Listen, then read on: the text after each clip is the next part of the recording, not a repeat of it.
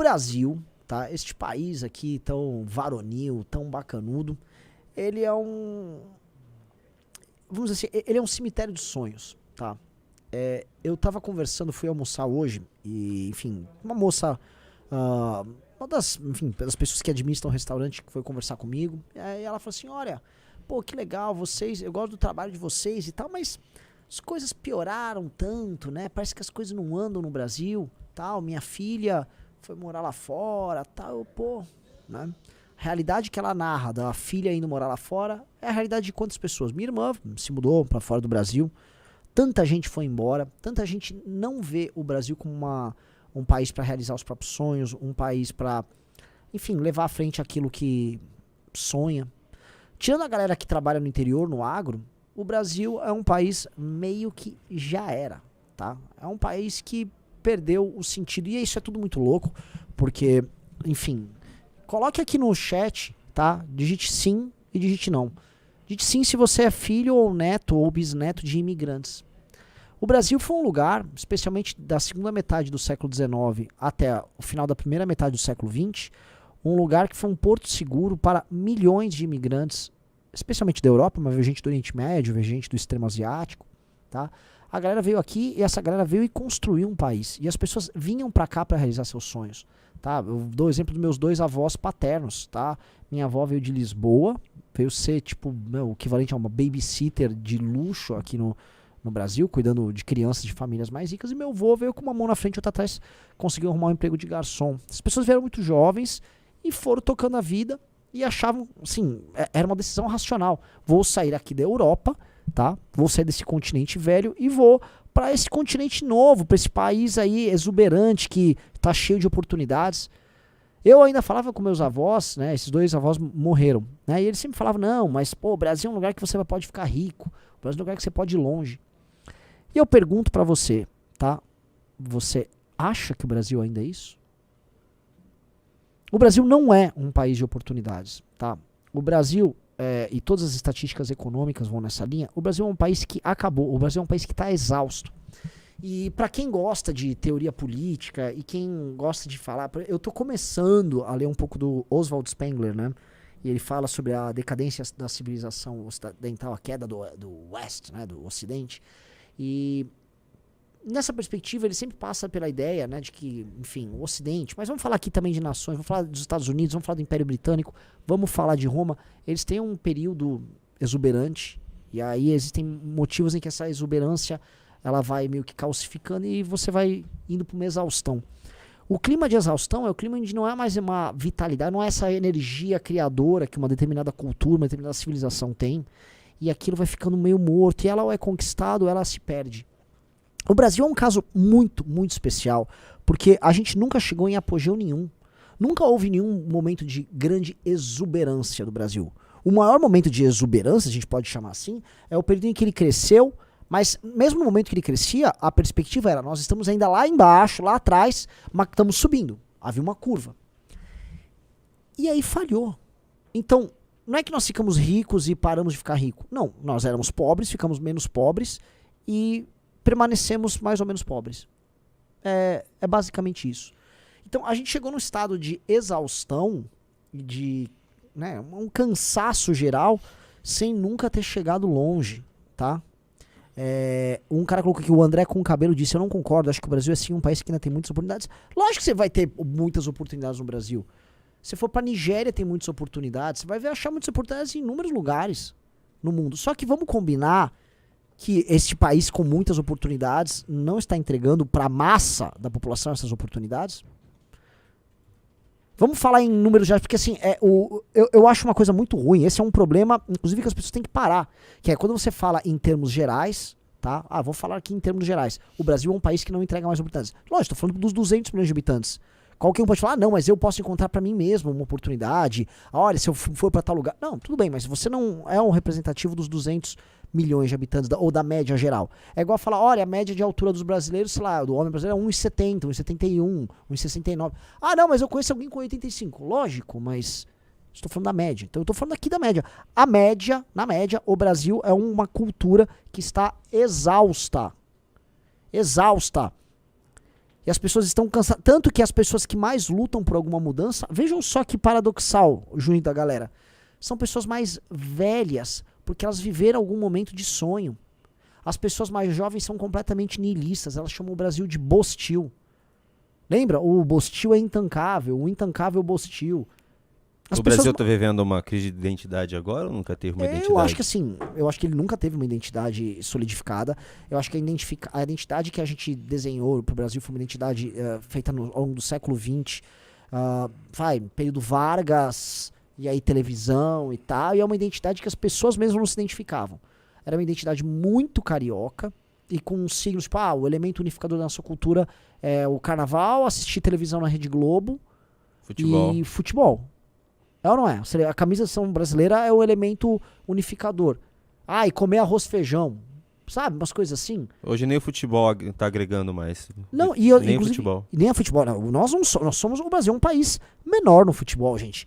O Brasil é um país periférico no futebol. O Brasil no futebol é um país, vamos lá, menos importante que Portugal. Pra gente entender, sabe? Portugal é um país mais importante. E em todos os outros elementos nós somos sempre secundários, terciários. O Brasil não é importante hoje em nada. O Brasil não é um país economicamente importante. Mas é um dos 10 ou dos 15 maiores PIBs do mundo. Tá bom, mas é um PIB fechado em si mesmo. Até por ser um país de 200 milhões de habitantes, ele tem um mercado interno. Mas o mundo não depende do Brasil, como muita gente acha que depende. Tá? O cara colocou, você tem alguma coisa contra nós cariocas? Não tenho especificamente nada contra o Rio de Janeiro. Eu só digo que o Brasil não é o Rio de Janeiro.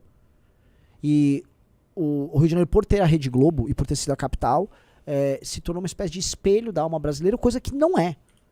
Ele é representante de uma parcela do que vem ser a cultura brasileira, mas ele não é a síntese da cultura brasileira como muita gente achava que é. Um gringo acha que o Brasil é o Rio de Janeiro. O Brasil não é o Rio de Janeiro. E o Rio de Janeiro, e espero que o Brasil não seja hoje o Rio de Janeiro, porque o Rio de Janeiro é um estado, tá, e uma cultura em franco processo de decadência. O Rio de Janeiro é um local decadente. E assim, está acelerando na decadência.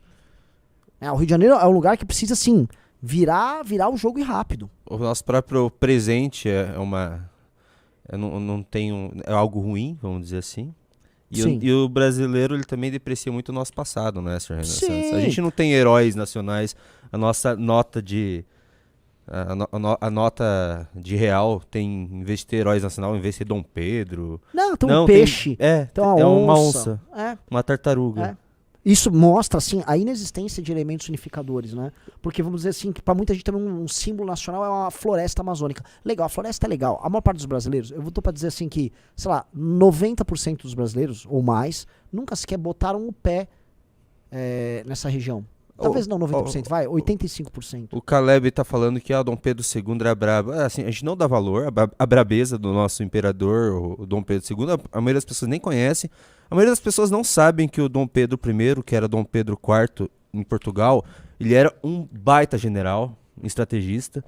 Eu tava conversando com alguns amigos portugueses que eu jogo lá, Renan. É admiradíssimo em Portugal. Nossa, admirado. Tem a história do cerco de Porto. A briga dele com o irmão. A briga dele com o irmão, Miguel. O Dom Pedro I é brabíssimo. E aqui a gente teve uma novela da Globo zoando a Carlota Joaquina e a família real é tido como piada, né? O Dom João VI, gênio, não perdeu o reino dele, tá? Nós brasileiros nós brasileiros temos raiva de Portugal. O brasileiro é tão burro, o cara às vezes chama João da Silva e ele tem raiva de Portugal. Eles levaram o nosso ouro. O teu ouro? Nosso ouro, cara pálido. Sei lá, é índio. Assim, a grande maioria da composição da genética do brasileiro é europeia, mormente lusitana. A galera acha que assim, você é o que? Você era um índio, João da Silva. Você não era índio nenhum. Você pode ter uma parcela de índio, como assim, grande parte da população brasileira tem, mas é uma parcela. Você não é um índio. Tirando, não sei, alguns índios que estejam assistindo a gente aqui. Então, parem com esta conversa, sabe? Assim, o fato da gente não entender nosso passado faz com que a gente esteja completamente despreparado para entender o presente e para construir um futuro. Porque assim, se você não sabe onde você tá, nem quem você é, como você vai saber para onde você vai? É assim que encerro esses 10 primeiros minutos aqui. Você odeia teu passado, você não sabe onde você tá, aí você tem certeza de onde você vai? Você não tem certeza nenhuma. A gente tem hoje, no presente, somos um povo muito corrupto, no geral, no Brasil. É culpa dos portugueses de 200 anos atrás também? Não é, né? Não, assim, Não foi os portugueses que mandaram a gente votar vamos no combinar. Arthur Lira. Outra coisa, nossa cultura, nosso meio, nossa comida é profundamente portuguesa. Não só nossa língua. A nossa língua determina em grande parte a nossa forma de pensar. Os nossos costumes, não importa se você é negro, branco, índio. Até porque, né, esse recorte é muito complicado no Brasil, que tem negro é uma parcela pequena da população. Índio é uma parcela bem pequena da população. A grande maioria dos brasileiros são miscigenados. E aí você tem uma parcela branca um pouco maior. Menor que os miscigenados, mas, vamos dizer, comparado com negro, índio. Então, quem nós somos, como se orgulhar do passado. Uma coisa que eu venho falando que o MBL precisa fazer, nesse olhar pro passado, tá? E que tem tudo a ver sobre como encarar o futuro nós temos que conciliar coisas que são inconciliáveis. Você tem que admirar a história do Zumbi dos Palmares. Ele teve escravo. Foda-se! O Zumbi era nobre. Ele era um nobre. Ele é um nobre, e como um negro nobre, ele exigiu seu status de rei, cara, de realeza.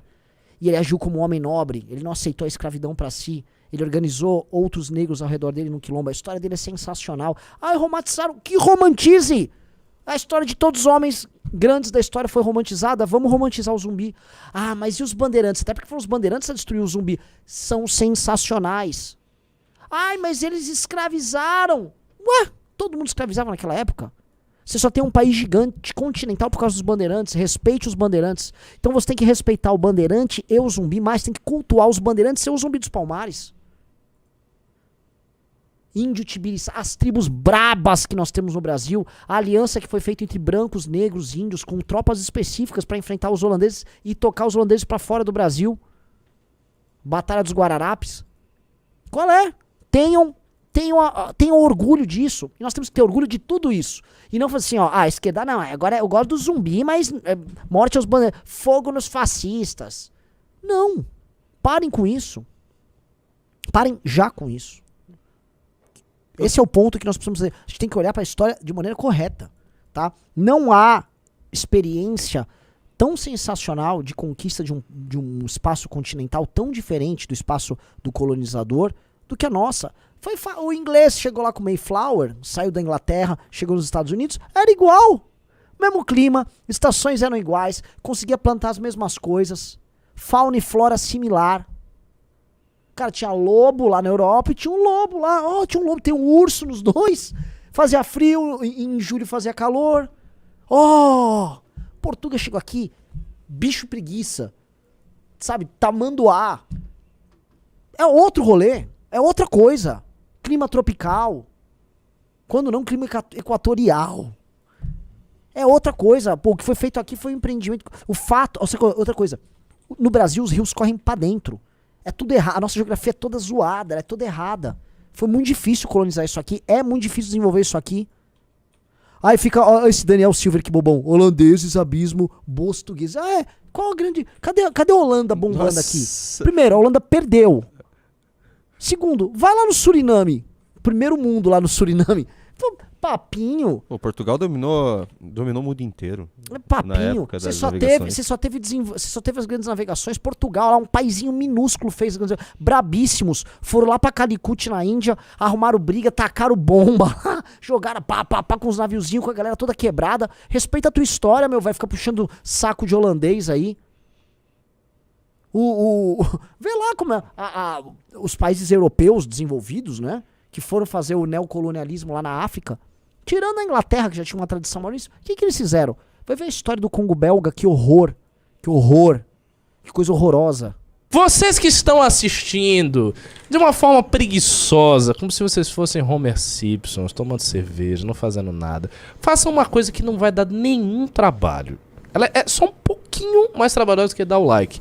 Inscrevam-se no canal. Se vocês entram no canal, a gente consegue projetar isso pra muito mais gente. A gente vai entrando na cabeça das pessoas, convencendo as pessoas, fazendo discurso da direita, e daqui a pouco estamos aí com um presidente. Portanto, um presidente de direita que funciona neste Brasil depende de você entrar no canal do MBL. Magnífico.